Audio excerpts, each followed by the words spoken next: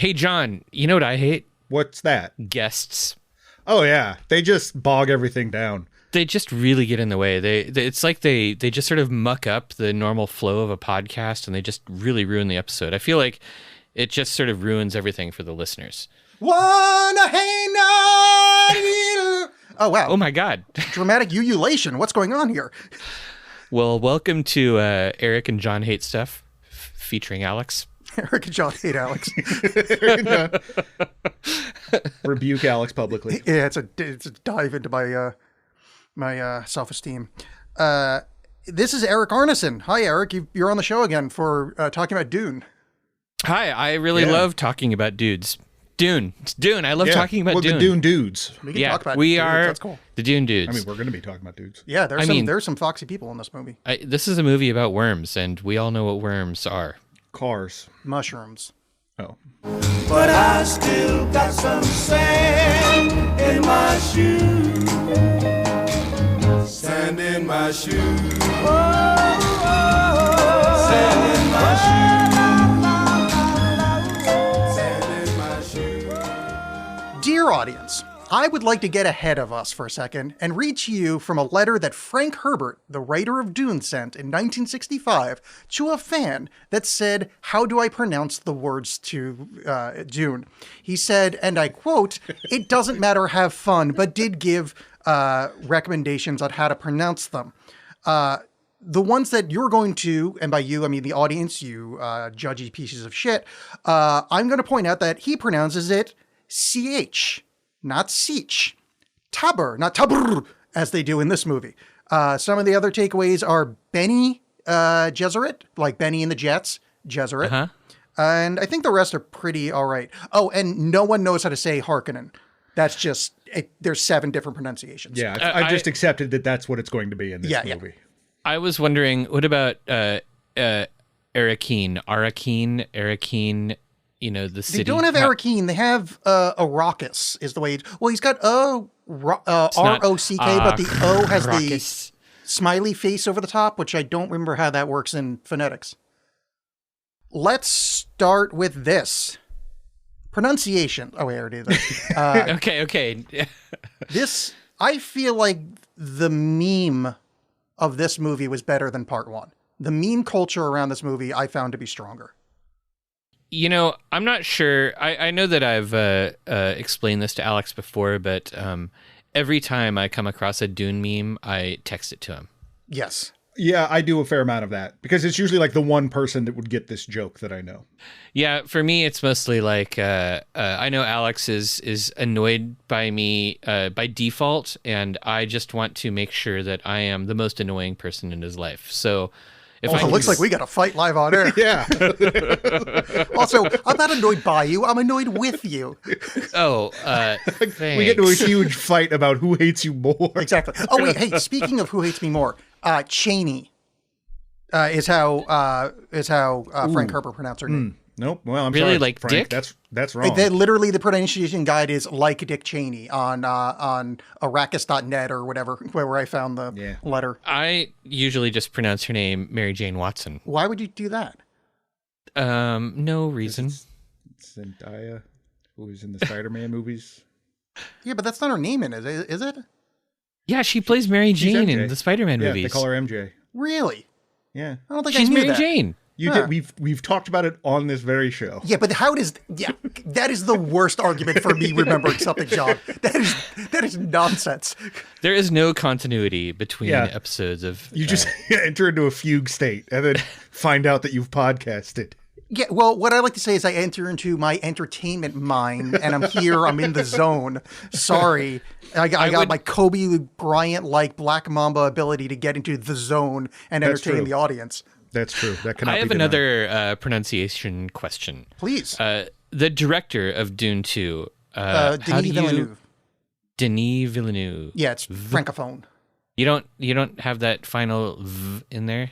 Villeneuve. It is, but I'm not good enough at pronouncing French to do it. It's Villeneuve. Like there's a light kind of lip vibrato that's sort of a V at the end, but I'm not good enough at French pronunciation to do it. Well, that makes sense. So I was talking, I've been I've been a little nervous about being on the show to talk about Dune 2 with you guys, because you guys are much more movie nerd than I am. So I've been talking to some friends, and one of them, who was a very sort of like, nose in the air movie person, was talking about other Denis Villeneuve movies, and I was like, oh, I haven't seen that movie. And I went and looked. I haven't seen any other movie he's done. Have you guys seen other movies of his? He's one of my favorites. A few, yeah. Alex is a huge Denis head. Yeah, because he did Arrival, he's right? fine. Yeah, he did Arrival. Yeah. We just recently did Prisoners. Eric, you would love Arrival. It is. You should see Arrival. It's as far as non-Dune movies, it's my favorite sci-fi movie in probably the past 20 years. I fucking love that thing. All right, so I should look that up then. Yes, it's all about like language too, which I know you're like a big fan of. I use it every day. Yeah, so John, the square things behind Eric on the shelves, those are called books. Mm-hmm. Book. Okay, yeah. all right, good. All right. The rack of books right next to the lamp is mostly language books, actually. Yes. Well, how much of those are like the 30K books versus 40K? Well, I mean, Warhammer 40K is much superior to Warhammer 30K. I feel like everybody knows that. Yeah, I mean, if you're talking about the game, probably, but I just enjoy the drama of the 30K. Yeah, it's great. It's I don't know, and I wish that I could make some Warhammer 40K jokes, but I don't. Don't. If we're joking about Dune, you will make Warhammer 40K references, because it's just like it rips off Dune so much. It's ridiculous. That's my understanding as well. Yeah. So here, I would like to kick off the Dune conversation with something that I don't think that we talked about the last when we talked about Dune 1. So every movie adaptation of a book is going to like leave things out. And change things. And one of the things that I would like to note, and I'm not really sure how I feel about it, is they never really made any mention of lasers and shields. Like in the books, lasers and shields can't mix because they make like atomic explosions. And in the movie, instead of that, every of the major houses has like a secret cache of atomic weapons. Well, that's in the book. Yeah, they had that in the book. Is that in the book? Yeah. Okay, so here's another thing that I've been having a little bit of difficulty recalling. I didn't go back and read the book again because I've read it too many times, and apparently if I forget something, then it's just gone now. The shield wall in the book, is the shield wall a shield, or is it mountains? It's mountains. Okay, it shields Arakeen from the weather. Right. Okay, so I remember that now. But don't they also have like a shield around the like central citadel? I don't think so. I don't remember, because I mean, like, that's such like a sci-fi trope that I'm like, I probably have no idea. I know that in what John said. In the David Lynch movie, they do have a shield around the central citadel. In that case, it's probably not in the book. If it was in the David Lynch movie, throw a coin. Okay. I also just forgot. I just remembered the joke that I was going to make at the beginning. I was like, "Hey, John, you know what I hate? What do you hate?" I hate that my name is a killing word. Yeah, I did repeatedly think about that, and how like that I could see that working in this movie. I'm glad they didn't, but I always loved that in the original. Me too. The original, the David Lynch Dune, before I actually read the books. But this kind of is deep. Has more of a weird feeling that would kind of like, yeah, sure, why not? Yeah. On the note of things changed from the book, John, your boy Thufir Hawat, not in this one. Mm-hmm. Yeah, that was a big blow. Also, like lack of the guild, really. I know that's like, it's been a while since I've read the book, but like, I feel like there's already enough going on that if you have to kind of cut chome contracts in the guild, that makes absolute sense to do so. We can worry about that later. This is much more about, all you need to know is that I've got, the Harkonnens got to be making that spice. That's bad, but it kind of undercuts that like corporate element to like, even though there's this hierarchical, empire, that it's still, they're beholden to these merchants. There is some mention of CHOAM and CHOAM contract stuff. I feel like when Gurney Halleck shows up again, when Gurney Halleck shows up in his spice trader thingamajig, there hasn't been enough mention yet of the fact that there are independent spice miners and independent spice traders, and it felt a little like who are the Fremen targeting? Like, are they just targeting Harkonnen spice traders, or are they going after everybody? And so we don't really, because they only have like 2 spice trader raids in the movie. One of them is against the Harkonnen, and the other one ends up being against Gurney Halleck, who is not Captain Picard, to everybody's surprise. No, which is sad. I watched the cutscene from the original Dune with Picard playing the balisette, and it was very, very funny because it's like very nice. You could tell it was made in the 80s. Like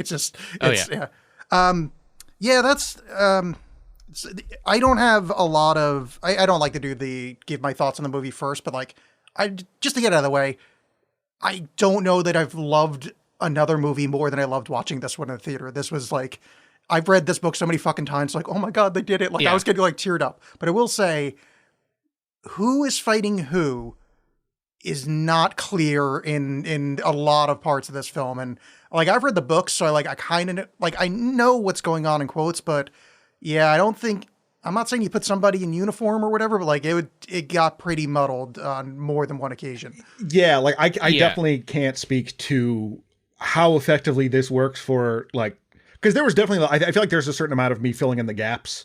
Like you said, with the shields and the guns and the lasers, I was like, did they even mention that in part 1? I don't remember, because I remember from the book they didn't, but then it was just this swords. But at the same time, I was of the mind that that's cool. You just did that. That you just went, no, there's just swords. Yeah. Because I was just thinking about the winnowing down of our sci-fi futures and how so much of them are representative of like the same shit we use. Like, we have the internet, we have computers, we have like now with this Apple Vision Pro, we're starting to get into this AR reality thing, so we can do the stupid Minority Report stuff. And so like just presenting a completely different world without, it's like, no, there's not even lasers. Cool. Oh man. But I mean, they do have lasers in the movie. That scene where they have the lasers cutting up that big ship, I loved that so much. It looked so cool. Yeah. It was, I remember, so I was watching the movie and I was just sort of like kind of stunned at the scale of like the Fremen as the sort of like guerrilla fighting force going up against, the technologically superior Harkonnens and stuff, and that giant ship sort of coming over, and I was just sort of like, oh my God, they are so screwed. And then the friggin' lasers happening. I loved that scene. I thought that was just sci-fi candy is what it was. Absolutely. Like, particularly at the end. I mean, I think this is like the first one. I think seeing this in IMAX makes a huge difference. And I didn't see it in IMAX. I saw it at the Baghdad with pizza and beer. Perfect. But I like I feel like the IMAX does a better job of like the scope of some of these ships and stuff like that, like and feeling like with the sound or whatever. But like when the Emperor's ship shows up at the end and it's just that phantasm orb and you see everything reflected at the bottom, I was amazing. Yeah, that was really, really cool. That I loved some of the visuals that they had in this. Because I mean, for sure, it's a neat way to sort of add that kind of, not ostentatious, but it's very like decorative, this shiny chrome ship that the Emperor flies. It's not necessarily like festooned in some Warhammer 40K. It looks like a cathedral. It's just like, no, this thing's polished and clean, and this is what I travel in. Like, speaking about who travels in that, things that were not in the last movie. How do we feel about old Chrissy Walken playing the Emperor? I loved it because honestly, yeah. I loved it because of the Fatboy Slim video. Like I just loved that here he is. He never even had to walk without rhythm. He still attracted the worm, but I was super delighted by that. I love Christopher Walken. Years and years and years and years and years and years and years ago, a friend of mine who also really loves Dune was like, that there's like music that references Dune, and he started sending me all these songs that he thought referenced Dune, and one of them, of course, was "Weapon of Choice" by Fatboy Slim, which has If you walk without rhythm, you won't attract the worm, and has that incredible music video with Christopher Walken dancing around the office building. So I was delighted to see him in this movie. Yeah, and like they didn't let him. It was like let him, like he was just dying to do it, but they didn't like lean on his Christopher Walken-ness. You know what I mean? Like they tried to be like, okay, let's have you play this character, not be Christopher Walken as this character. There's a certain amount that's going to come through because it's just that's how Christopher Walken talks. Yeah, But yeah. I thought I liked him. I thought he was good. I didn't think it was very like distracting for the whole movie. It's a little bit weird that he still has like, a New York accent, but It's so it did, but not enough that it really bothered me. him being so Christopher Walken, he did bother me. Not like it didn't like pull me out of the movie, but it definitely. I guess the highlight is those were kind of boring scenes anyway, so like it's fine. yeah. Like it's whatever. Him and Irulan fucking hanging out and talking, playing chess, whatever. Yeah. That's But I don't just like at the end when they have the final confrontation, I thought he was good in that. And yeah, that wasn't the part that I thought was weird. It was kind of the earlier parts where like his Walkenism started to creep in a little bit. Like he skipped over a comma that was in the script just because he could.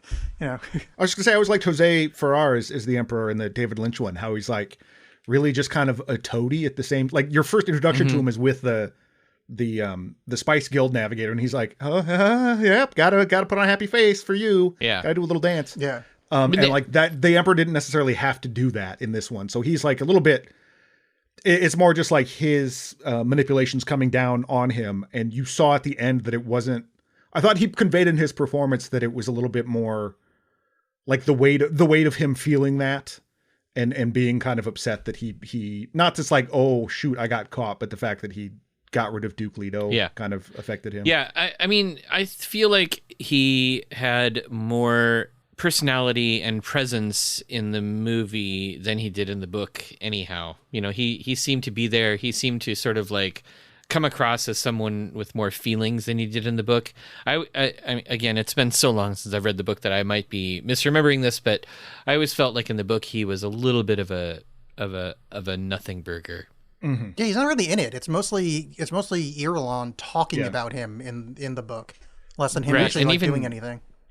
And even she isn't in the book much. She's just sort of the narrator in the first one. Yeah, it's chronicler. just like the excerpts from the Diary of Irulan about the life of Muad'Dib or whatever. Well, and not to get too like well in the book, but is the Gurney Raban thing as much of a deal in the book? Yeah. Raban killed Gurney's whole family in the book. Okay. Don't remember any of that. I just felt like at that point it was a little added on. It felt like a little bit like we're dealing with some heavy stuff here and we can get into that. Let's do something for the audience to go like, no, look, it's the movie. It's still good that this is happening on some level. Wait, let me walk that back a second. Gurney definitely says that his family was killed by the Harkonnens. I don't know if it's specifically Raban. I may have just overridden that with the movie. But he definitely has the Rabans definitely fucked him over and killed him, and I think he was enslaved by them for a while. But I'm not 100% sure that it was directly him. I mean, because it seems like back in the day, not back in the day, but just, just the internet was like, oh, I hope there's a Gurney versus Raban confirmed. So I just didn't remember maybe it is. I don't from the book. There's parts of the book really that you kind remember, of gloss over, and that's what I'm just all I can think of when I think of the Beast Raban is him squishing that little guy from David Lynch's Dune in the juice box. That's it. That's all I know about Raban. Yeah. I love Dave Bautista more and more every time I see him in something. He is such a delightful, over-the-top actor. I feel like it's so rare that you get, a big, beefy, muscly actor who's also good at acting, and he's just really, really delightful on screen. He's got like a great screen charisma. I want to see him in more stuff. Yeah, and it kind of, I couldn't help but think about what a bummer it is that The Rock became a brand. And not to get off on a whole tangent here, because I do think that you watch, go back and watch Southland Tales, all stuff like he's a decent actor, but he's not interested in being anything other than The Rock. Yeah, and he just wants to be pretty. Kind of gets old. Yeah. Yeah. And so, because I think I think John Cena acting the fool all the time is pretty funny. That's not sort of expected from his background. Mm-hmm. But the range I've seen from Batista, I like a lot. Yeah. And I think he's I can't think of a role I've seen him in where I have not really, really liked him. So I have a criticism of Dune 2 that may or may not be valid, and I would really like to hear your guys' feedback on this. when I was watching, so the Getty Prime scenes and the scenes with Fade Routha, I felt like a lot of it was done in kind of a way where they were sort of like, where Villeneuve was like, I have to be over the top in a way that isn't the same as 1984 Dune. Like part of it felt like, I can't get rid of this feeling that it was sort of like a reaction to the David Lynch movie. I think the only thing that I really thought that is there's a scene, I forget who's lying dead in the desert, but it's like there's a close up of their ears and like ants going into the ear. That's the Baron. Oh. After he's The Baron. Yeah. Okay, that's the Baron. Yeah, where I'm like, okay, that's just Blue Velvet. Like that is a little like, yeah, David Lynch, I did it. My feeling was, so, you know, they had those scenes on Getty Prime where they filmed them in infrared. So it looked incredible, especially like the way the fireworks were so cool. Yeah. It looked so cool. Yeah. And I loved how they did sort of the transition between like sunlight and indoor light, where the infrared filming sort of like fades out and stuff. And they had some really, really amazing shots that had sort of like both going on at once. But there just was a thing about it where I was like, okay, this is cool. This is super over the top. This feels like they had to make Getty Prime and the Harkonnen stuff weird in their own way. But it just felt to me a lot like a reaction to 1984. So as a non-enjoyer and rare watcher of 1984 Dune, that did not occur to me at all. That seemed totally like there's just literally the thought wouldn't occur to me. You saying that, I'm like, I don't see the connection. I mean, obviously you've seen the movie, both of you have, so like you would make sense that your brains did that. But like it's almost like as a non-Dune book reader, I could almost speak from as a non-Lynchian Dune guy. Yeah, I didn't see it. I think it's just a way for him. Yeah, I think it's just a way for him to put his own spin on it, because I think you know, you don't, whether consciously or not. You know, I can't speak to that, but it would seem like, you know, you don't want to necessarily draw comparisons to another movie with your movie. You know what I mean? Like you particularly like one that the director is like, I fucking hate this thing. Like, I don't want to talk about it. But, you know, there's a fan base for it, no doubt, myself included. But like wanting to just sort of like, well, okay, we did it that way. What's a different way I could do it? And I think that infrared stuff was pretty neat, and I'm kind of glad they truncated it a bit, like as not to just keep talking about the book, but Count, was it Fenrir? Fenring. Fenring. That, like, I remember him in the book being a lot more like Hedonism Bot from Futurama, and that could just be my bad memory, but I just remember like being like, oh yes, you should totally bang Fade Routha. Yeah, well, so Fenring, so we didn't really need him, I think, to be around. Well, the thing about Fenrir, he was supposed to be a Kwisatz Haderach. He's like of that same lineage as Paul. Oh, right. But he was sterile. So I think the hedonism pot thing is that he can't get his dick hard, so he just has to like watch people. I'm probably not 100% on that, but it was fun to say that out loud. So, but yeah, I think this, you know, they still got to the same destination where it's clear that this guy, okay, this is your other prospect that we're gonna fight it out. And I think that's something I'm curious about your reactions. I don't know how to do this without leading the question a little bit. Lead the question. No, don't lead the question. Which one of you tells the truth and which one lies? I'm the door of the left. No, but like I found this one less magical than the first one, like by design, less, because the first one was sort of like vibes based in the system, and this one felt so much more like the reality of this prophecy, rather than like, this is Paul like becoming this thing. This was like, this is what this actually means. And I think it hit. Eric, you go first. Oh, I thought that I liked that. I thought it was on purpose. Yes. I enjoyed sort of like it sort of felt like they sort of parted the curtain a little bit when they were talking about that, especially the conversations between Paul and Jessica about it. I really enjoyed, and then also sort of the sort of like ruthlessness with which Jessica pursued the prophecy. Yes. I thought that was just really delightful. I mean, you get the impression in the book that Paul and Jessica are like abandoned by the Bene Gesserit, and that you know, following the prophecy is like their only way to survive.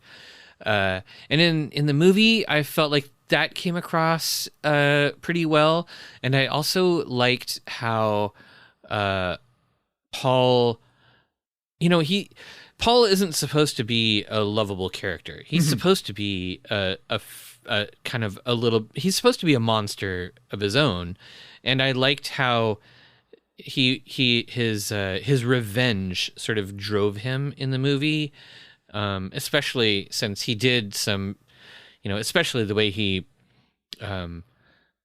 treated Dick Cheney. Like he was kind of an ass. Well, that's one of the big changes that I both like and don't like. So yeah, this movie got a lot darker, a lot less magical. And I think that's in response to the people that read Dune. It's those people that read Fight Club and start a Fight Club, not understanding that, oh my God, did you completely miss the fucking point of this movie? I think I've told that story before. I went to school with a guy who was obsessed with Fight Club, and at one point was like, yeah, Fight Club's right. Self-improvement is masturbation. Meaning that like while he was checking out his muscles in the mirror, like that he was like, no, it feels good and rules. And it's like, yeah, that's what that movie was about, man. I think this going kind of darker and less magical is a good way to put it, is trying to like, it's Villeneuve understanding he's going to talk to dummies, trying to get the point across of like, this is ugly.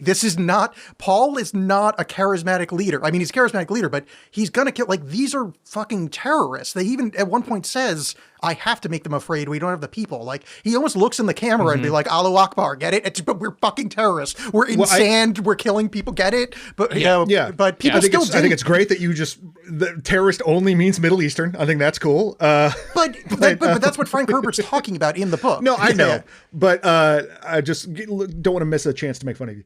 Or make you feel awkward. Let's throw an Irish car bomb at the worms. Whatever, any terrorist. I don't care. That would be so great. Just a bunch of desert Irishmen. That, like, because of our pale skin and red hair, we can't be out in the sun. Can't even get these potatoes to grow out here. Yeah. Oh, yeah, the Arrakis family down there. Yeah. That turned Minnesotan. The other thing so in the Paul will bring us our Lucky Charm. Paul being like, the Harkonnens are after our Lucky Charms. That's what's happening. Like an utter piece of shit. There's that part where he's like an asshole to Cheney. In the book, you mean Dick? Yes, I'm not. Because he invaded the Middle East. In the book, he's stone cold awful to the princess in that scene. So that scene in the book happens like this. He goes, I'm going to marry you in front of Cheney. And then he stares her down and goes, you will never know love from me. You will never touch me. I will be at best polite to you. This is political. That one right there, like pointing to Cheney, that's my lady. She's already had my kid. That is my woman. You need to understand. And just in front of everybody, just completely like cold at her. Oh, that's right. Actually, that's a really important plot point that didn't get because there's the no movie. Leto in this. Leto the second. Because Paul had, in the book, there's a time jump. They have a kid in the book who dies. Yeah, that's what I'm saying. But in this, there isn't one. At the point, right, but Leto II lives. Leto II goes on to become the god. No, Leto II. Well, the one that should be called Leto II. It's that Frank Herbert doesn't understand how numbering works. Oh, is the one that died. Because okay. Leto II would be the one that died when they attacked in the end of book 1. Right. His full name is Leto Jr. the Second. Yeah, that's the problem. Joey Jojo Shabadoo. They named him like cats. Yeah. But I loved that both Leto, the baby Leto, isn't in this movie, and I love that Alia isn't in it, because there's no way you get a little kid to act well enough to have her in the movie. Well, so you just have her be a fetus. I think it's great. We do get Alia in it in a flash. Oh yeah, but I mean, like, she's not running around going like, "I'm gonna kill you, dear uncle," or whatever that bullshit from the Dune movie was. No, but I love that. I love the creepy little kid. Oh yeah, that works for a David Lynch movie. For David Lynch's thing. But I think, like, if you could keep it weird enough, like this is kind of offbeat enough that you could have had that. But I do like that having it speak through Jessica is even creepier. That this unseen like this is like constantly mumbling to her baby. Yeah. Which I don't necessarily want to get, since this is kind of the crux of the movie. I don't know if I'm jumping ahead too much, but the future Alia thing that we've seen, I kind of feel like this movie was like the water of life sequence left me a little wanting. I thought it was a little bit of a letdown. Yeah, really. For this grand moment, for Paul, for this grand moment of like in not to just compare it to previous ones, but the David Lynch one, all these worms come out, all this stuff. But this one is just like, well, I'm going to kind of get sick, and then my sister's going to go like, stay the course, good buddy. And guess what? Like, you're actually a Harkonnen. Okay, I don't know. Yeah. It just was a little bit not much. It just was an excuse to have an Anya Taylor-Smith This goes cameo. to my Anya Taylor. Anya wait, hold Taylor-Joy. on. Taylor Smith, I Anya believe, is Taylor-Joy. a brand of golf balls. No, I'm thinking of I yeah. combined Anna Nicole Smith and Anya Taylor-Joy, and I made the perfect woman. The second half of the movie was super rushed for me, plot-wise. Really? Yeah, they shoved so much stuff in, and I think the Water of Life scene is a perfect example of that. Like, that's a massive, massive thing. He achieves godhead, and it happens in about a minute 30. Like, I'm not down on it, but I think it really takes away from Paul's story to have it happen so quickly and we don't even see any of his past lives, really. I mean, you kind of get a hint at it, but I don't know. That left me wanting. Oh, I was just going to say, in the first Dune book, I feel like you didn't get as much of a sense of Paul absorbing the past memories stuff. But what I'm curious about is, like, they don't really portray his prescience very well in this. And maybe I'm forgetting that about the first Dune book, but by the time you get to Dune Messiah, when he gets his eyes burned out, his prescience is so like dialed in that he can see the present in his psychic vision. And it's not as much of a like weird hallucination thing as much as it is like an actual sense. Yeah. Well, I wonder like with some of that, because you in the first one you saw all these kind of possible futures, like him hanging out with like the Jameis is the one showing him through the desert and all that stuff. Like he's buddies with the guy that he ends up murdering. And in this one, I felt like they removed some of that, particularly after he takes the water of life. And he's like, well, I can see all these possible futures, but there's this narrow way through. And I wonder if like by getting rid of that from there on out, if that was a way to distance the audience from him. To like, you're no longer, he's beyond you now. You can't even experience this stuff. Which I think is an interesting way to do it. But at the same time is kind of, it's by design, it's alienating. But I do think that, that like, I understand they leaned on Jessica's water of life thing, because that's not a small thing. That was a huge undertaking, a big danger to her and to Alia. And so I understand you're like, well, we don't want to we're doing the same water of life thing again. But I feel like you could have upped it. You know what I mean? Like, so in the book, and look, I don't care. I'm going to talk about the book. It's one of my favorite books. I read it a million times. In the book, Jessica doesn't talk Paul into it. Jessica doesn't want Paul to do it. Paul takes it behind their back and has been in a coma for 2 weeks. And they call him in and he finally wakes up. Like, it had nothing to do with, it had a lot to do with Jessica, but like, it wasn't Jessica going like, yeah, you should totally do it. Like, no, come on, do it. Go there, do it. Like, she didn't order anybody to let her take it. Like, drink the blue juice. Yeah, he's in a coma for 2 fucking weeks and it's like this big deal. And this is, I'm not going to prattle on about it. I love this movie, but that part left me like, it's fine. Like I'm not darn. I just kind of wanted a little bit more. You know what? But I did really like the Maker Keeper, played by Alison Holstead. Because again, is that kind of that mythical sort of thing reduced down to like, this is how we get the juice out, and then you drink it and you go crazy. So some of that mysticism was gone. And I liked that this movie took it that route. This movie, I think, is structured very strangely, because like you kind of expect it to have, I don't know. It does feel like I'm coming in midway through a story. I don't know. Structurally, it felt very like I just got in on the middle of something.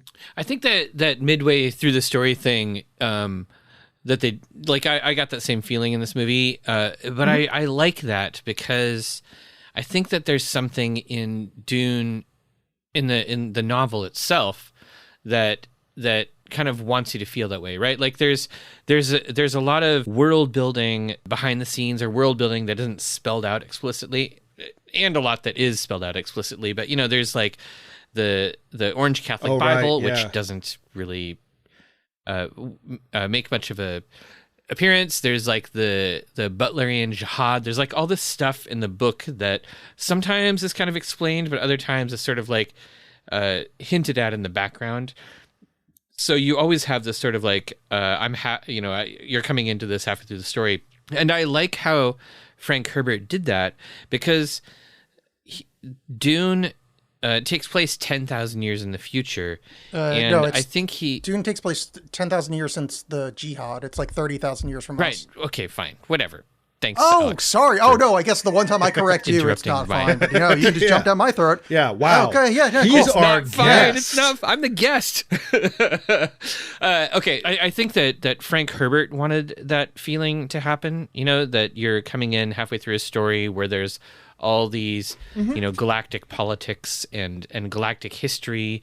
I think that it's kind of part of the genius of Dune, where there's a world building that is kind of done through omission that isn't really done well in a lot of Golden Age sci-fi. Yeah, I would compare. We haven't had a chance to do this, but let me really quick jump in and say that's why the Brian Herbert books fucking suck. All they do is over-explain every single fucking aspect of the universe. It's the opposite of the way his dad writes. It's so bad. Never Anyway, please going to continue. read a Brian Herbert book. Yeah, well, I was gonna say I would compare it to Foundation, right? Which Foundation takes place who knows how many years in the future, but the implicit world building, the world building that we don't get to see, it doesn't feel very rich. And in Dune it does. In Dune you feel like there's all this stuff that happened in the past that shaped how the world is, that you're still feeling the repercussions for. So you are coming in halfway through a story. So if the movie manages to maintain that feeling, I think that's awesome. And I'm kind of, 1984 Dune has that great intro sequence where a lot of the backstory is explained, where they talk about the Butlerian Jihad and all that kind of stuff. And there's no Butlerian Jihad at all in this. It's just movie. sort of we have the Mentats. That's it. Don't worry. They just don't show computers. Yeah, and I kind of like that. I mean, it's that sort of confidence in the storytelling and in the filmmaking that I appreciate, where it's like, I'm doing it this way, and you can figure it out. I have faith in you, the audience, and that just makes me excited for a lot of the Drek that we get. That there is a multi-million dollar, huge epic that will do that, and that the studios were willing to spend the money on that. And I think it would be so easy to start Dune 2 at this past 6 months has been crazy with the Fremen. You're probably wondering how I got here. Record scratch, but we've got sand everywhere. The fact that and it's a little bit slow to start, I think, because you're spending a lot of time with him, with the Fremen, still learning their ways. It pretty much picked up right where the last movie left off. But I think by doing so, that really gives the ending so much more weight than if you were just and he trained with them and they're friends or whatever. But that you see all his interactions. That being said, I am a little curious about, again, to go back to the book, just because I'm curious about this. The Fremen in this movie seem like their existence and as a community really all, I don't, it seems like it's all very still hinged on Paul. You don't get a lot of inner life of the Fremen other than these guys think Paul is the Messiah. These guys don't. That's the difference between Fremen, and that's it. I felt like as characters or as a people, they weren't as fleshed out. That being said, I did like those differences. I think Stilgar's, I really like this take of Stilgar. Oh, hard disagree. I'll get into why. Really? You didn't like Stilgar? Infuriated me. I think him being a joke is very powerful because he's kind of this dopey guy, but then when it comes down to it, it's your uncle's sharing QAnon memes and that's kind of dumb. But then when rubber hits the road, it's fucking terrifying. He's ready to we'll just send them to paradise. Sure. I get that, but this is I try to differentiate myself from a book reader and a movie watcher. I try to make that separation as much as possible. But Stilgar is my boy. I love Stilgar, and that ain't Stilgar in this movie. That's a guy getting my theater got laughs off of him twice, and it's fuck you. And I'm not saying fuck you. It's fine. It's great in this movie. I've just read the book too many times. I have affection for this man. I think there's something to that. The fact that when he delivers the line that but the the Mahdi would not the humble line. He's the Mahdi.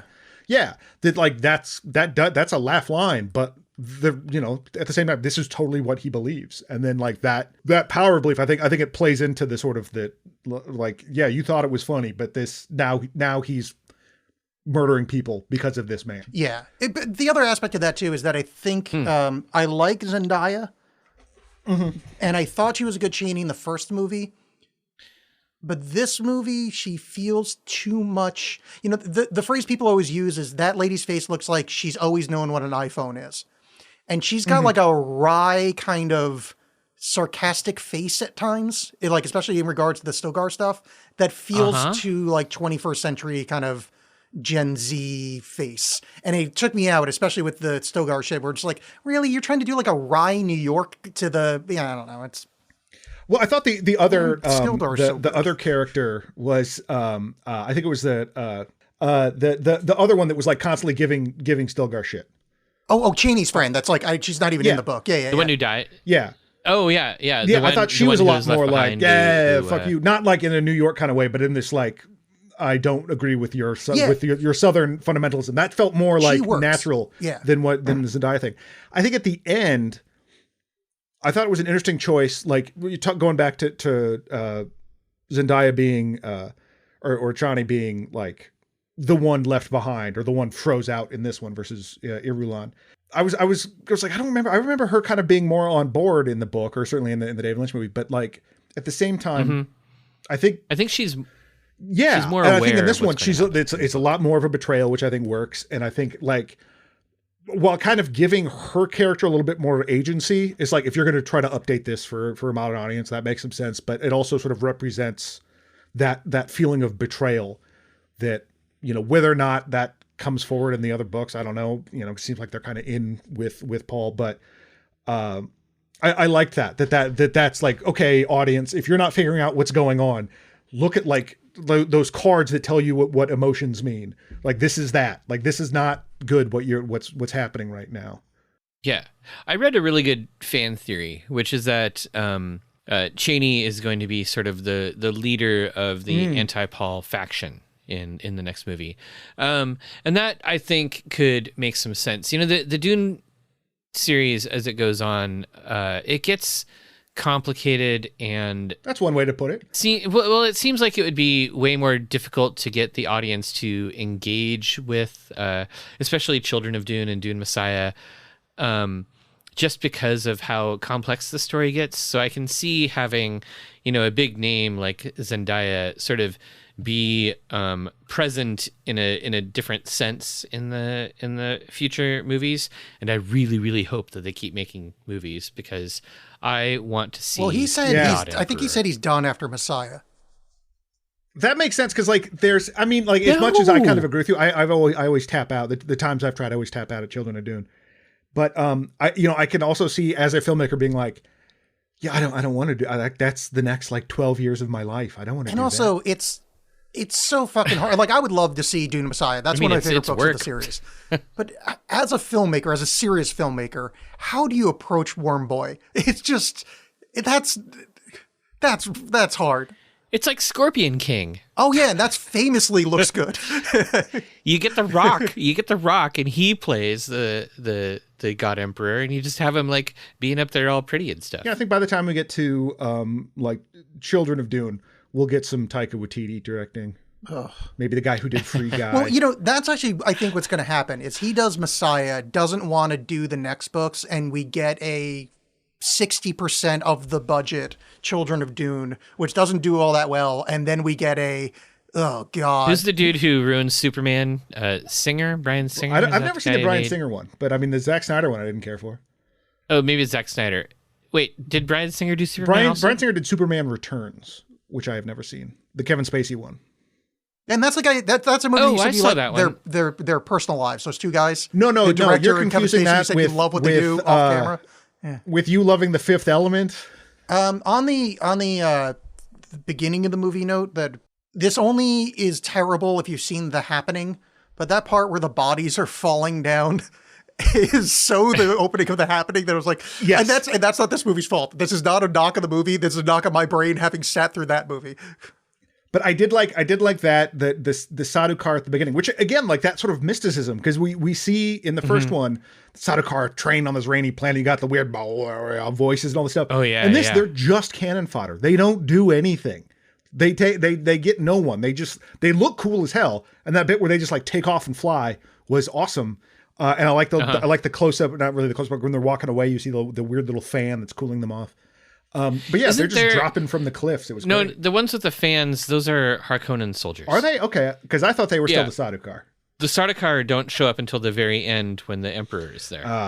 See, it's just dudes in armor then. Yeah, that's what I was saying earlier about like it's hard to track who exactly is fighting who at any given point. And fuck you, audience at home. I know it's supposed to be whom. Get off your fucking high horse, pricks. No one. That other was than me. you That was listening to me this who episode is corrected thinking you. that. I corrected you, Alex, because I'm sorry, Eric, you love holding the English language over me. Every language, actually. Any language that I screw up, Alex loves holding it over me. Oh God, yeah. Yeah. Alex you should hear constantly this idiot was talking about this copper guy. He said the wrong kind of copper, and Eric just did. Oh man, like half of his line strokes were like sideways. Oh, it's so funny. I would like. Do you guys ever spend time talking about the visual effects in a movie? Because I think that this movie has so many good things going on when it comes to visual effects that we should talk about them.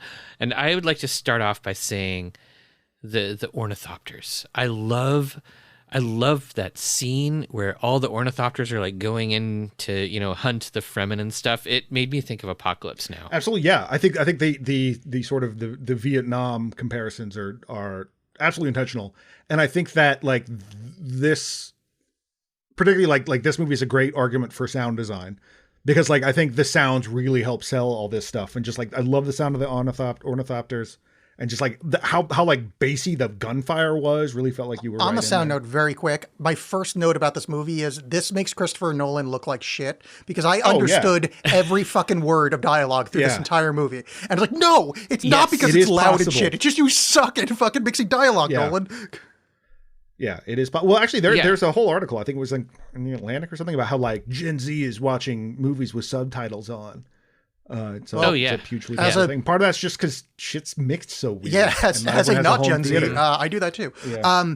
The Apocalypse Now thing, there's another reference to that where the Baron's in that black oil bath, and it's the same setup as that scene with Martin Sheen when he's coming out of the water in Apocalypse Now.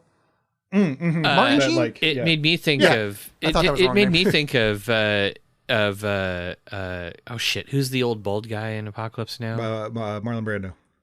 Marlon Brando, the horror. Yeah, the horror. I almost said Martin Brando, different guy. Yeah, same thing. Yeah, it made me think of that. That definitely felt... On the ornithopter part, one of my favorite visual effects happens around there is when they show the artillery going through the shield, the slow knife kills moment, where it's artillery through the shield around. I was like, that was fucking badass. That was so badass. And it's totally like within the milieu of like what it should be in the book. They're not like inventing some dumb shit. It's just like, oh no, they're just using the rules as set forth to make a really interesting visual thing. Which, and honestly, like in the 1984 Dune, they also made a big point of talking about like slow things can get through the shield. But I love that there's this combination of like super high tech and super low tech stuff that works just really, really well. They do that again when Josh Brolin is like fighting in the last in the big battle at the end, where he's like stabbing somebody and it goes slow through the shield. It looked so cool. I love the way they did the shields in this. Yeah, just the kind of slight shimmer rather than like the blocky Roblox guys. I thought was pretty cool. Right. Yeah. And the other visual effect I really liked was the way they showed the soldiers floating. It just looked natural. Like I don't. Oh my god, that was so cool. I don't know what that technology is, but it's like I bet I knew I had to use that. Put me in that suit. Like I get it. Like you figured out the physics of that perfectly. Those are the suspensors, right? Those are the things that they. One of the things that I really loved about that particular scene was that it was like sort of second nature practical use of technology. It's like, of course they've got suspensors. Of course they can do these sort of weird space just natural jumps. Yeah. Yeah, it's just part of their kit. Well, and it just makes the Baron's shit so much weirder, because he's got to have this orb and this stuff like throwing liquid into him and stuff like that. Whereas these guys are like, yeah, no, you just watch this. Boop. Well, the Baron is because his lungs got scarred from the Leto's attack. That's what that breathing thing was. Yeah, but I just think that I just like that comparison between the two. Yeah. I mean, he was already floating when he had that weird shit in his back, but I just like that he had. It really calls attention to that. Oh no, I just bring it up because I spent time thinking about it. I'm like, what the fuck is that? Because why is he on the ground at the end? Like, why is he in pain? I'm like, oh yeah, because his lungs probably got all fucked up because old naked Poe Dameron spit some venom in his face. That's his name in the credits, Naked Poe Dameron. And then, of course, we should probably talk about the worms. I thought they looked good. They looked just like a popcorn bucket. They looked cool. They looked just like the popcorn bucket of prophecy, as foretold by the popcorn bucket of many hand jobs in the theater. But like I again, that sort of like that demystification of stuff that they were this, as soon as he just conquered him, they're just like, yeah, no, you just kind of tool around on him and that's it. I did think it was a little strange. Like, I don't understand how you get like all that stuff on their backs. That was so when I read the books, they talk about the palanquin, which I don't know if that's how you pronounce that word. It's the first time I've ever said it out loud. That they bring people to the southern desert on. I always pictured it as big long ropes that like half a mile behind it's being dragged. But it being like on top of it in like a cocoon, I'm like, yeah, I can't figure out the how does that work? How do you do that? Because it seems like you're just already kind of like, this one, it made it seem so much less like you're steering the worm as you're just like, no, I'm secure and this worm's going to take me. I'll just hop off when I kind of get to the direction. Whereas this just seemed like, I've got the worm now and I can kind of stop it and we can load stuff on it.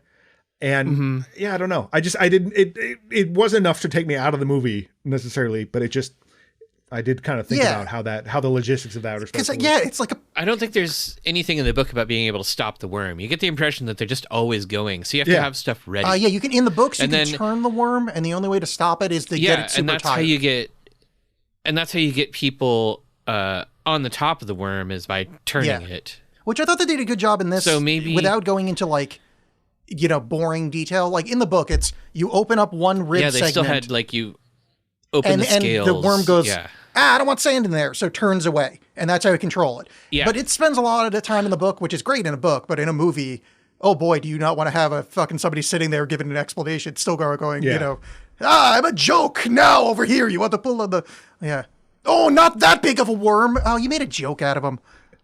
Well, but I see the thing open up and like, there's gills or whatever, like sand holes. I was like, it seems like he does want to get sand in it. I was able to put it together. You could tell that visually. Yeah, it's nice. There are two things that I really liked about that, about the worm scenes in particular. And the first is when Paul first mounts the worm, where it's hard to envision in the book when you're reading it, but that whole thing where everything is just sort of like an explosion of disappearing sand dunes, and he's just sort of like jumping into this void of like sand. I loved that visual. I thought that was done so well, and I think it really highlighted. Is that highlight or highlighted? Highlighted Alex? felt right to me, but highlighted, right? Yeah, I think that's right. Okay. I think it really highlighted. I think you mean I just said highlighted. John, I go over the same joke. I think it really highlight the weird difficulty of portraying, that sort of like sand dune, because people who have been on sand dunes know how horrible sand dunes are to like walk around on and stuff. So that sort of like jumping into that cloud of sand as the dune disintegrates beneath him when the worm's going up through it to swallow the thumper. I loved how good that looked. Like you knew he was going to succeed. He's not going to fail. And the other thing I really loved were the scenes where they were traveling on the worms through the desert, where the worm wasn't like riding on top of the sand, but it almost kind of looked like they were gliding along the sand. The worm was so low. The worm was as low as it could possibly get without getting sand in its extra scale holes. But the worm, the worm was as low as it could get without getting sand in its dune cracks. Ooh, garage. What do you call it? Cowl. It looked cool, didn't it? Yeah. Didn't you guys think it looked cool? No, I really dug the worms in this one. I realized, pun intended, I guess. Which if you are ever in Oregon, I highly recommend going to the dunes in Oregon. It's not. I mean, I am in Oregon. It was not you. You mean the listeners? At no point in this conversation have I ever talked to you directly. Why would you think that now? No. I mean, you're doing it right No, now. I'm not. Yeah, no. Shut Alec, up. you know you were saying before. Alex, tell him I said shut yeah, up. you were saying interrupting before. That was actually John's talking to me this entire time, and you just keep jumping in. It's really I have rude. cardboard on my screen. Just watch Man Without a Face. I didn't even know he had a If I could say problem. anything to the audience, I would say never be a guest on this podcast. It's Yeah, torture. it's true. Yeah, they're familiar. But no, the Oregon Dunes, which is where Frank Herbert got the idea for this whole dang thing. It's Yeah, I mean, crazy we've got out the there. worms, And, too. Yeah, walking around. I mean, we biked out there, and it was really difficult. Well, that was one of the things I was so impressed with the actors in this, and like. You never talk about the physicality of acting because, fuck you make millions of dollars. But like walking up and down sand dunes in that outfit for your job, holy fuck, like much respect, Mr. Chalamet. Oh my God. I thought about that in that first scene where I think it was the opening scene where they're sort of like hiding on the dune and there's like the Harkonnen soldiers. Yeah. I thought about that right away. I was sort of like, oh shit, they're not going to go up. Yeah. Like, why would you go up? Only go down. Like, don't walk up a dune. That sucks. I thought about that. Yeah. You know that one scene where Paul's walking dramatically to the camera? No, not that one. You know that scene where Paul's walking dramatically to the camera? No, the other. You know that scene where Paul's walking dramatically to the camera? I think it was number 6 of 12. That was the one that I was like, man, that was the great one. Yeah, he leaned on that shot just a little too much. Yeah, I do like though. I mean, speaking of this whole thing, just the fact that this was in a place. This wasn't CG. Like I'm not saying there wasn't there wasn't CG stuff like enhancing or involved, whatever. But that people were like in a place. Yeah, that felt kind of cool. Do you guys know where was it filmed? I think in Minnesota. The sand dunes, I think, are right outside of St. The vast Paul. dunes of Minnesota. Yeah. Oh, I've been there, like right at the headwaters of the Mississippi. Mm-hmm. Built on sound stages in Budapest, Hungary. So they were still. I mean, there was a lot of sound stages involved. Oh, that's close to where the Mongolian death worm is from. It's all coming full circle. Let's speed around some things that we skipped over because we're going long. We don't have to wrap up. I don't want to make sure we're skipped. So, what do we think about Austin Butler doing an impression of? Yes, thank you. Yes, absolutely. Big thumbs up. The fact that he's doing this. It's so dumb. Wait, hold on. What are you talking about? That What are you Fade talking Ralph is about? doing an impression of his uncle. Like his voice is he's doing Stellan Skarsgård. Yes. Yeah. Like I got so excited when he started doing it. I was like, oh God, he's going for it. It took me a second before I realized it. I'm like, oh, are you just going to do a gravel voice? But I'm like, oh my God, you're doing Stellan Skarsgård. That's so fucking cool. It'd be one thing if like Dave Bautista sounded like that too. Absolutely not. No, it's just this is these two. Fade Ralph made the choice of I want to sound like my creepy fat whale uncle. I had a really tough time. I think Austin Butler did a great job, but he again, like it was tough for me because every time I saw him, I thought about Sting. Oh, because he glowed blue when orcs were around. No, because all those scenes of him having hours long sex. Yeah. Well, that part I liked. Yeah. It was just Sting. Sting in the 1984 movie was so iconic and influential to me as a young worm lover. That worm. It was hard for me. It was just hard for me to divorce the memory of the 1984 Fade Routha from Austin Butler's Fade Routha. And sorry, I'm really glad. So again, in the book, it's not a favorite part of the book. There's very few spots in the book that I don't like. But oh my God, did they talk about that fucking poison on the guy's hip? In the book, there's supposed to be poison on this blade, but there's actually poison on this blade. Right. But really, we did a double switcheroo, but I got poison in my belt too. And just like, oh my God, calm the fuck down. But I'm with you, Alex. Tell Eric that I'm with him. Eric, jump. No, I'm absolutely with you in that. Like, I was constantly thinking about Sting just because, like, Sting is the 1984 Dune Sting was so much more like just maniacal eyebrow lifting and like pain, ha ha ha ha. Whereas this was just like they just stretched that out and made more, because I mean that's what Fade Routha is. But he was certainly less stylish in doing so. But I like just an insane psychopath he is. It's great. Just a question about eyebrows. Do you think that the fact that Austin Butler didn't have eyebrows in this movie was a comment on the importance of eyebrows in the 1984 Dune. Yes, I think so. The Thufir. I think it was yeah. specifically, yeah. Yeah. In fact, I mean, there's a deep trove of academic eyebrow criticism in film. It's a lot of films talking to each other about eyebrows. Right. Yeah, which I think began with French New Wave cinema, Godard's use of eyebrows and Breathless. Well, Alpha Bill the has original a whole title, section on eyebrows. yeah, the original title was the 400 brows, and they changed it. Right. He's got a 7-minute uninterrupted shot of someone's eyebrow. It's art. Yeah. It's beautiful. Man. It's art. It's art. But that whole, again, talking about the sort of the infrared and that, but that whole knife scene, that knife fight thing with like the weird guys in like, I don't, it looks like, you know what it is?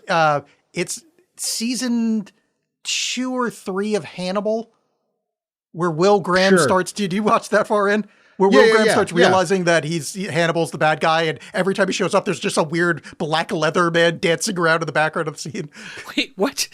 I've never seen Oh my God, anything. Eric, you need to watch Hannibal. That show's fucking amazing. It's so yeah. I mean, like third season, it really disappears up its own ass, but it's great. Like, it's so far up its own ass that like you're starting, like it's like playing with the uvula. Like it's amazing. Yeah. But it's kind of like, hell yeah, you were on TV and you got to do this. But like it kind of ties back into that weird, whatever that weird spider thing was in the first one that they just kind of cut to and like, oh, I guess we're doing genetic experimenting on that weird pet of mine. Oh yeah. That there's these weird like faceless things in black, like, yeah, we just bred them to be goofball. Well, there's the dog JoJo chair. stands. We probably talked about this in the first episode. In the books, there's the dog chair dogs. Yeah. Oh yeah.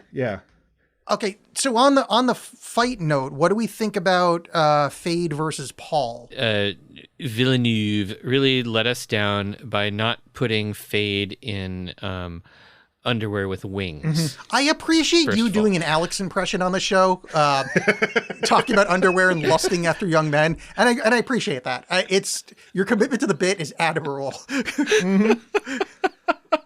I thought it was a good fight. I enjoyed the fact that Paul got hurt because, a knife fight, everybody's going to get hurt. I think that's just sort of how it was going to, like every time Alex and I have had a knife fight, we both end up in the hospital. Like that's just how it goes. It's going to happen. Under my pen name, Furious George. But I don't have a but. I liked it. I thought it was a nice fight. It felt realistic. Nobody felt like a superhero. I was a little. I wasn't cold on it, but the kind of where we are in the story, and now that we know they're making Messiah, I thought Paul should have beaten him a little easier, only because we're going to another story and he is this evil god essentially. So like him going like 1v1 and like barely making it through and doing that thing. What the hell is that other story where it's like the way you win a fight is to take a knife through you? It might be a Brandon Sanderson book. Doesn't that happen in like no, but every there's a whole movie? thing when you're learning how to fight. It's like, well, you have to make the ultimate move where you take a. Who gives a fuck? This is never making it into the final edit. I'm gonna let you shoot me in the face. Checkmate. But I am going to disagree on this note, which I think is also sort of a departure from the book. So they make a point of talking about how Fade is another possible Kwisatz Haderach, and they have that whole thing where Reverend Mother Mohiam, Gaius Mohiam. Gaius Mohiam takes the box and the Gom Jabbar to test Fade, which I don't think happens in the book. No, he's not tested. Well, the other Reverend Mother tests him in the movie, yeah. So Gaius Mohiam is the Bond girl that I can't think of her name right now. Charlotte Rampling. It was weird to have like somebody else correct me on my Alzheimer's. I was just waiting for John to say the right name. Well, right. so Fade doesn't get tested for this in the book. Not that I remember. So I don't think Fade in the book is a it's Kwisatz Haderach near. That's Fenring. Is that in the book? He's just supposed to be good breeding stock for a next generation. Right, and it wouldn't make sense for Fade to be. Well, I guess it would make sense since Paul is Baron Harkonnen's grandson, but But I like the fact that they went through sort of like this thing where they showed that Fade is a really, really amazing fighter. They tested Fade to be like a possible Kwisatz Haderach with the Gom Jabbar and stuff. So I think they set up the fight well so that you didn't necessarily have to expect it to be an easy win for Paul. So I thought that there was a good I did also payoff there. in that fight. I did like how he both did the move that Josh Brolin taught him in the first movie, where he's like, "Hey, I got you," and he's like, "Hey, look down, buddy. My knife's in your dick," and that's how he wins. But also, he does the Jameis thing, where he starts banging on his chest, like doing that kind of brachiation or whatever. Like that was cool. It's like I liked how present Jameis was in this because. Are you going to call those callbacks? Sure, why not? Let's call it a callback. Don't call it a callback. I've been here for years. Yeah, two callbacks. Yeah, I like how because in the book Jameis is just kind of a dick, and they lose real quick. Yeah, and then he gets his kids, which is a fucking weird part of the book. But I don't know. I kind of like him being like this like spiritual teacher that he almost never met. It's an interesting take on it. Yeah. Well, I think it's also kind of telling that that it's like that he's using Jameis, like he just killed that guy, but he's like, no, but he's actually telling me things. Like I'm going to use him as a guide, whether or not he actually is. Yeah. But he's just sort of appropriated it, which is very telling of this whole thing of like, we just created this religion for you, and now we're going to use it against you. I'm going to use your power to do my own will. It's like that. And I do think that having having Paul do this fight, like being this sort of unstoppable god, but still like having him like it be in this fight with almost a like physical equal or in fact even better, that you the audience are still rooting for him because you know what a bad guy Fade Rauth is. Like you've seen him be a piece of shit, but you're like, go. But then you kind of put together like, but if Paul wins, this is bad too. Yeah. And that whole last action sequence is just like, this sucks. Well, this is not good. What's happening? It's like America versus the Middle East. America representing imperialism, but they are fighting the Force. So you're like, who do I root for? Right. It's Rogue One all over again. But I like that. And I think I like that idea of like having this big epic actually be challenging to you. It's not just like, why don't we just, here's this space opera, which is fine. I mean, there's nothing wrong with those, but just that he bothered to try to make it this as complex as the book in that regard, that like, I don't know what to feel right now. I like that a lot too. You know, Frank Herbert was upset that people saw Paul as a somebody to be admired. And I think that having that sort of represented in the movie by this like super pretty boy Timothy Chalamet. Do you say it Timothy? He's got that little mark over one of his E's. It's Timothy. But he says in an interview where he describes that, he says, yeah, but it's easier to say Timothy, so I just do that. So Timothy Chalamet is an attractive actor, leading man sort of character, and you want to like him. So I think that it's one of those things where the audience is sort of encouraged to look past appearances to actions a little bit, and to see like a more complex depth with Paul. I'm not sure how well the movie gets it across. I think it takes a lot of effort from the audience to see that. It's really lies heavy on him saying billions will die. And like, I get it. We're going to trust you that's like, the film's telling you that's a true statement, but you're not really seeing the, like the, I don't know. I don't know how you could possibly get it across. 'Cause in the book, there's a time jump, and that's when the jihad starts. And, obviously he can't do it that way. And it's interesting. I think it comes across as well as you can. I've talked about my friend Colin. He's another Dune head. For the 20 years I've been friends with him, we occasionally have the, how can you film Dune? And we've always said, it's like, it's almost unfilmable. And I think this is the best you can ever do it without, until like 10 years from now, you can just feed this to an AI and tell the AI what you want. Until then, this is the best you're ever going to get a film. Like it's done kind of perfectly. But it's tough with the Paul stuff because he has to be a charismatic leader. So how do you show a charismatic leader that's also supposed to be a villain? Yeah. Well, I think Right. I think that little that whether or not this was effective for the entire time, I don't know. But that line at the end, particularly when like, well, these Dune like all the houses of the Imperium have shown up because they heard that some shit was going down, and they heard you say that the Emperor was behind this all and killed your dad and all this shit, and they're not buying it. And then his response is just send them to paradise. Yeah.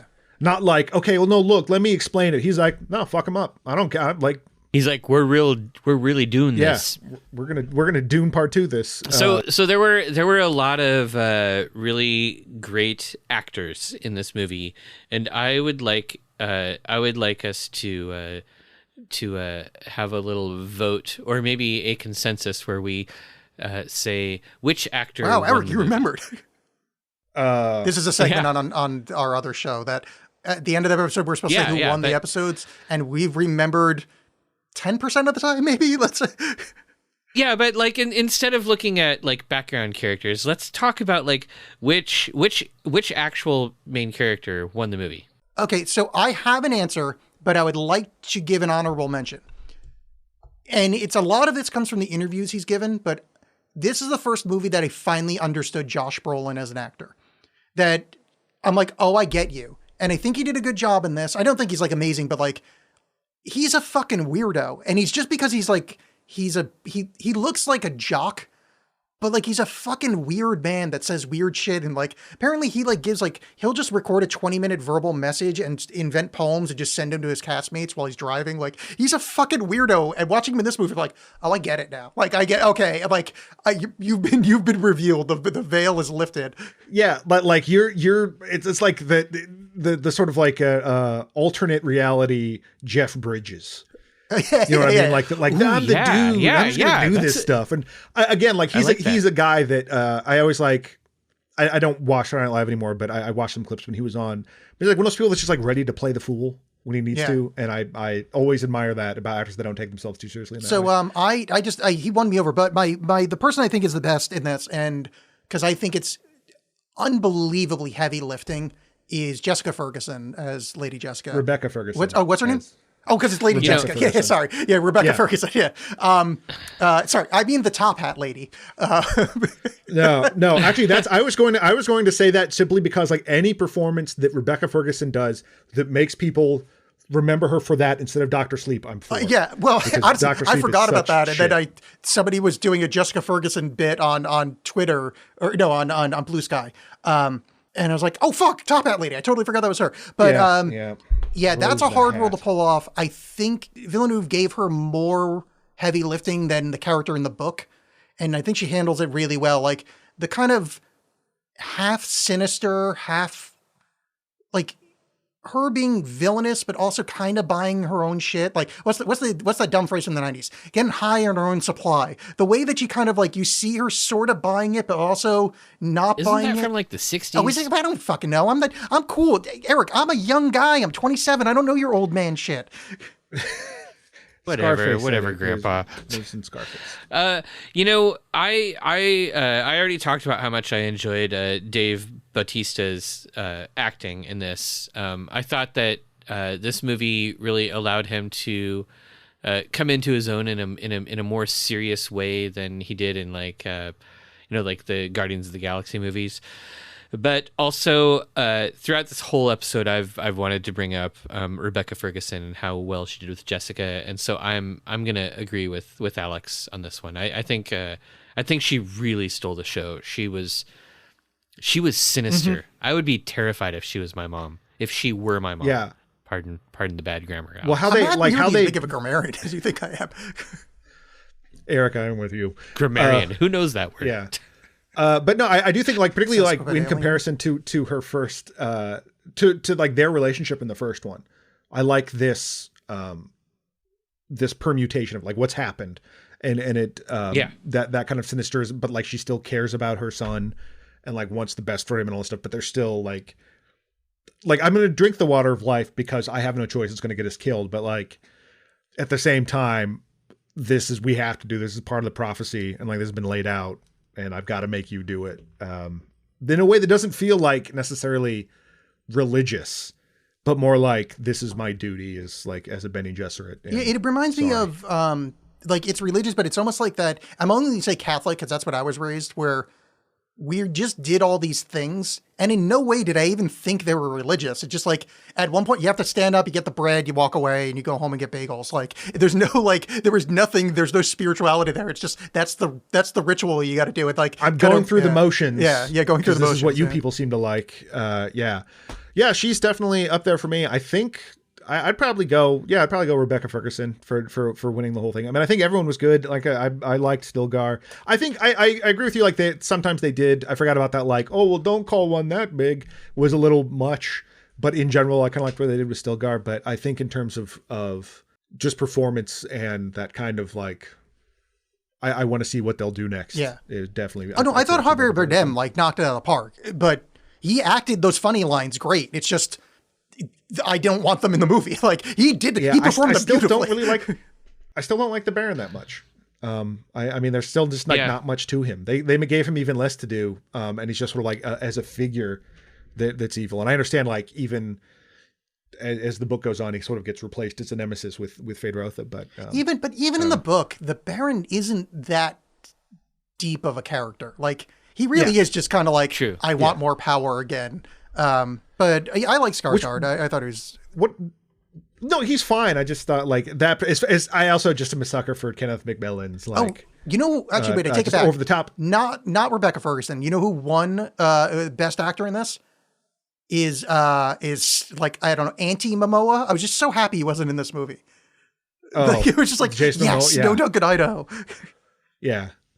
Oh man, I love Aquaman. Yeah, I know he's great, but I do think like he's in a different movie. The movie's awful. Yeah, no, he's not in the same movie. He's fine. I actually liked him in the first. It just, I found out about his predilection towards certain things, and now I don't like eyebrows, like 13-year-olds. Wow, that should be up your alley. You're the pederast of the show, not me. No. The big divide in this show is that you like garbage pederast stuff like The Fifth Element and Joss Whedon, and I prefer artists like Woody Allen and Roman Polanski. You like quality pederast stuff. Yeah. I'm not talking about the quality of their pederasty. I'm talking about the quality of their work. You talk about the quality of the pederasty constantly. Yeah. Like, man, that's some quality pederasty. I think that's some classico. Before Alex backtracked, I think we already agreed that Rebecca Ferguson gets the golden worm.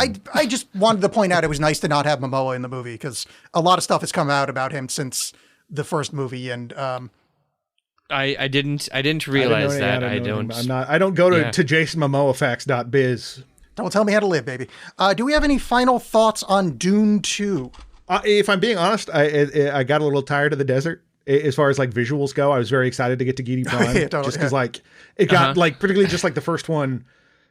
It was kind of got some shit for being kind of monochromatic, but like you spend enough time and it's beautiful. Don't get me wrong, but I was like, you're after a while. I would like to see something else. It's a fucking desert. Yeah. But I overall, I really dug it. I think it was an interesting and more complicated way to take it that I was not expecting. That it really kind of grounded itself for how mystical the first one was, and I liked it. I loved it. Even the stuff I didn't like, I was like, it's the most minor of things. It's just, you got to create dramatic tension on a podcast. I can't wait for the third one. If the third one's good, I'm saying, as everybody keeps saying it for every trilogy, that this is our generation's Lord of the Rings. But if the third one's good, then yes, you get it. You win the title. You get 20 years of being the best trilogy. Alex, you're old, so Lord of the Rings is your generation's. You'll notice I said this generation, not our generation. I'm with you, Eric. I don't think he did. Oh, did I? All right. Well, whatever. No, I don't know. Look, I'm equally fine burning Eric or burning myself. Oh my God, John, just talk to me. Eric, I'm still not talking to Eric. Tell Eric I'm not talking to him. Hey, John, tell Eric. Wait, shit. John, tell me to tell Eric. Right. No, I fucking loved it. Just quick, really thoughts on the desert note. It had bothered me for about half the movie, and then I realized how much it would annoy the shit out of me if they did it from the book.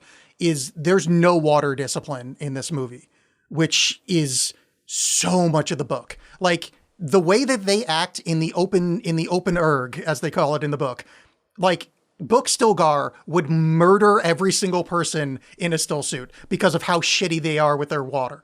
But you can't do that in a movie. It's too small. Like, it's too annoying. And I was like 45 minutes in, I was like, oh, I get it. It's because people aren't giant fucking turbo nerds that you can't do that. Good job, Villeneuve, for understanding that.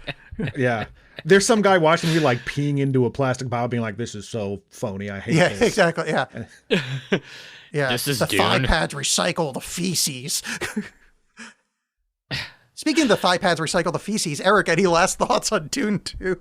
I don't really have anything else to say except that I want to watch it again. It's going to be tough to watch both Dune 1 and Dune 2 in a single day, but I anticipate a time, the next time Oregon gets super cold and rainy, where I'm going to like curl up with my PJs, order a pizza, get a 6-pack of beer, and just watch Dune all day. And I think that's going to be a really wonderful day. Yeah, every year we do at my friend's house, we go and watch all 3 Lord of the Rings. And I could see that if the third movie's good, that might be the new tradition of just watch all 3 Dunes in a day. Yeah. I like all these stories about Alex's Tyler Durdens that he keeps making up. No. He puts on a wizard hat. Let's watch Lord of the Rings. I'm with you, Eric. You've met Carrie. John, you've talked to her. You gave her requests for a mug. Oh, I did. Yeah, that's a real person. I make up a lot of stories, but you called me out of the one that was real. In my defense, this was just a text message exchange. That could easily have been you. It was, yeah, he's got so many phones. Yeah. Like, they all have little labels on them, like John talking to blah, blah, blah, John talking to blah. He even has one, John talking to Eric. My Caro Karapi phone. Let's do turbo speed round of things we recommend. I will start first because I'm talking. I have been doing Twitch recently, Verbalex on Twitch, Verbalex with 2 X's, you get it. That's hard to spell out loud. I'm trying to go quick. I did the Prince of Persia, The Lost Crown. It is fucking rad. Is that the new one? It's like the best Metroidvania I've played since Hollow Knight. It's so satisfying. The moveset is delightful. It's so fucking good. I guess I'll go. On the video game tip, Helldivers 2 is awesome. I've been playing a hell of a lot of that, and I've rewatched Walter Hill's The Warriors, which is still like come out and play so that movie. Great. Oh, nice. Yeah, fantastic. And if you're tired of old grizzled Josh Brolin, check out the '80s movie Thrashin'. Where he's a young shirtless skateboard really? man. That sounds awesome. It's not very good, but Sherilyn Fenn is in it. That's fun. I love Sherilyn Fenn. She plays a character named Velvet. I'm going to recommend a card. I like to watch cartoons a lot, and I have a difficult time with anime, but I've really been enjoying this show called Delicious in Dungeon. Yes, I haven't seen the show, but the comic is so good. Oh man, the show is amazing. It's basically like a D&D style cartoon adventure through this enormous, massive dungeon. But every single episode is kind of like a cooking show where they kill a monster and cook it and eat it. And it's done really. It's delightful. It's got a little bit of like annoying anime voice every once in a while, but not so much that you hate it. And I don't know. I'm having a really good time. with it. That's my recommendation. Oh, are you watching it? Are you watching it dubbed? I think so. I'm watching it on Netflix. Alex, I'm not talking to Eric. Perfect. John, question for you. What's that thing that Paul Blart Mall Cop rides around on? A Segway. Exactly. Oh, God so damn for it. next episode, I think that we should watch Yorgos Lanthimos' Poor Things. Oh, which is about me falling for that joke. I knew you would. I thought Eric would smell it, so I threw it at you. Nope. Yeah. Eric's the smart one. Is this a chance to be right about something? Let me chime in. No, it's just I've been annoying Eric for fewer years. So Yorgos Lanthimos' Poor Things just won best something at the award show that people go to. Oh, the award Oscars. show. I just thought it'd be... I heard about funnier that. To say it that way. I mean, we're all Kens, aren't we? Yes. Yeah, I don't. Yeah. I just. Yeah. I think. Except Alex is a little bit of a Barbie. At least in this Barbie world. It is on Hulu if you want to watch it, and we will discuss it in one single fortnight. We will see you then. Oh, wait, before we leave, Eric, where can they find you on things? Arnemancy.com, ARNEMANCY.com. I've got a podcast and a blog and all kinds of stuff, and it's delightful. And also, I have a podcast with a guy named Alex with 2 X's called WizBiz with Alex and Eric, and we talk about this cartoon called Adventure Time. With so you should Alex. check that out. Right, yeah, I'll check that one out. Yeah, WizBizPodcast.com. Very easy to remember, very delightful to listen to. We almost never talk about penises. Yeah, I mean, It's our guarantee. definitely not like just about every episode. Yeah, that's Definitely wow. not That's just a about big every change from this Well, one. no, we talked about classy penises. We Yeah, talked yeah. about Jesus's cock last episode, and how his Wait. prepuce is a holy relic. He basically Wolverines his foreskin every time you chop it off, and that's why there are so many holy prepuces. Sure, that's There we go. And now every single podcast that His Alex real name is is on Yeshua is Howlett. tainted. I'm just bummed out. We've just been talking about gutter penises over Yeah, here. yeah. Sorry, Like, we got to up our. I saved the penises with bow ties over on the WizBiz. We're done. Yes. Bye. Yes. Well, thank you for joining us, Eric. Oh yeah. Whatever. Yeah. Oh man, it's been my pleasure. I love being on this podcast. I would love to. Yeah. Okay.